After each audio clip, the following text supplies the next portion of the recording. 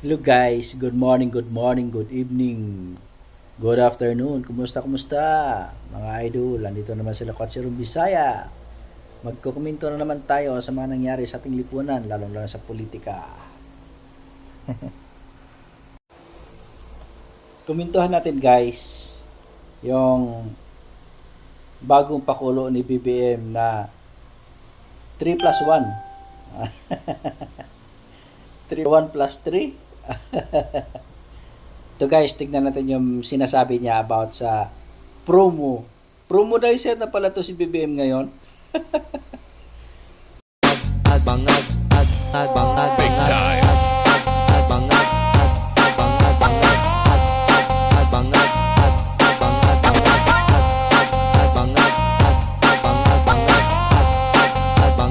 Sana sinubukan niya ring umakyat doon sa mountain bridge na yon.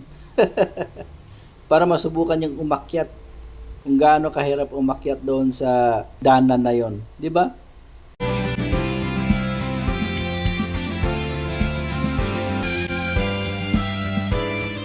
To help inaugurate this new promotional program, I suppose, for our public transport system. Alam nyo kasi, ang kultura ng Pilipino, ang linggo, para sa pamilya yan. Para sa mga mahal sa buhay na magsama, na makapag-bonding ng konti. Kaya ginawa namin, ay gumawa kami ng programa, ay ang tinatawag 1 plus 3 program. Ibig sabihin, pag linggo, bibili ka ng isang ticket, plus 3 ang pwede mong isakay. Ibig sabihin, sa isang ticket, 4 ang pwedeng sumakay. Para naman mabigyan natin ng pagkakataon yung ating mga pamilya, mga magkabarkada na magkasama. Pero kami, lumampas kami doon sa 1 plus 3, kaya si Congressman Santo nagbayad ng sarili ng ticket. Pero yun ang aming, sana naman. Anong pagkaiba ng 20 pesos per kilo na rice? Para sa akin, walang pagkaiba. Pareho lahat yan, budol. Subsidy ng gobyerno. Sino magbabayad ng 3 ticket, di ba? Ang gobyerno. Dapat, pinagpatuloy niyo na lang yung libreng sakay. Since na nag-subsidy naman lang siya, tuloy-tuloy na lang sana yun. Every Sunday, libreng sakay, di ba? Hindi kayo magbabayad ka pa ng isang ticket. Ang tanong dyan, hanggang kailan? Hanggang saan? Di ba? Hanggang saan yung programa niyang ganyan? Kasi alam naman natin na hindi yan maglalast ng matagal. Panandali ang lang yan, pribilehiyo lang yan sa mga tao. Kasi nakita nga niya na medyo tagilid siya sa mga survey, di ba? Halos ayaw nang makita ng pagmumukha niya, di ba? Kaya gumagawa siya ng mga kung ano-ano mga pakwila diyan. Di niyo ba alam na grabe sakripisyo ng mga commuters noon?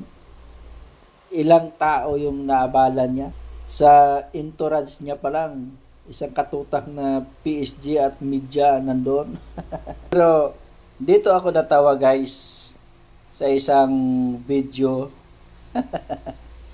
Dinumog daw siya ng mga tao sa Trinoma. Ito nga, tingnan natin kung dinumog ba siya.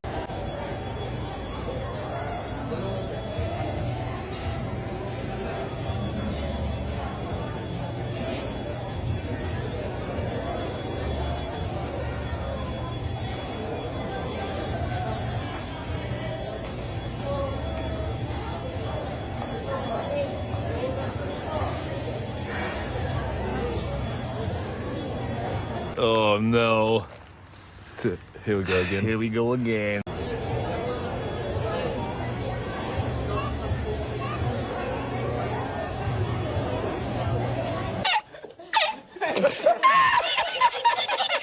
Video guys, ang kumuha ng video, alam niyo yung binudol niya lang yung sarili niya. Naglagay lang siya ng malaking caption sa video niya na dinumog daw si BBM sa Trinoma, parang rockstar. Halata naman talagang pinag-uulo lang nila yung mga sarili nila. Kung gusto mo ng dinumog, as in dinumog talaga, pakita ko sa iyo. Kasi yung kay BBM na sinabi mo na dinumog siya ng mga tao sa Trinoma, ipakita ko sa iyo ang kumpara.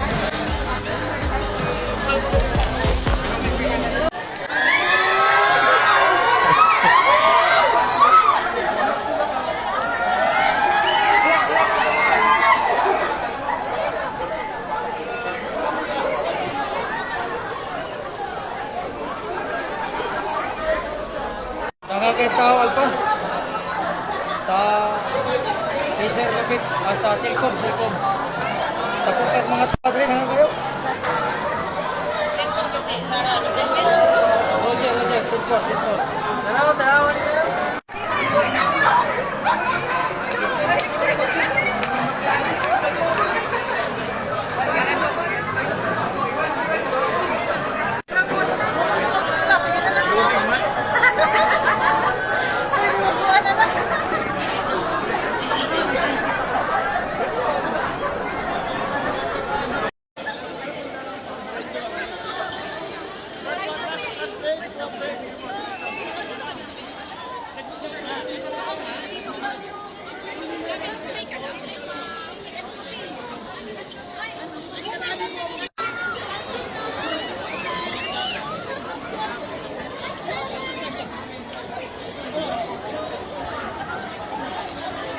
Hawak lang ako, sir. Sorry. Hawak lang ako.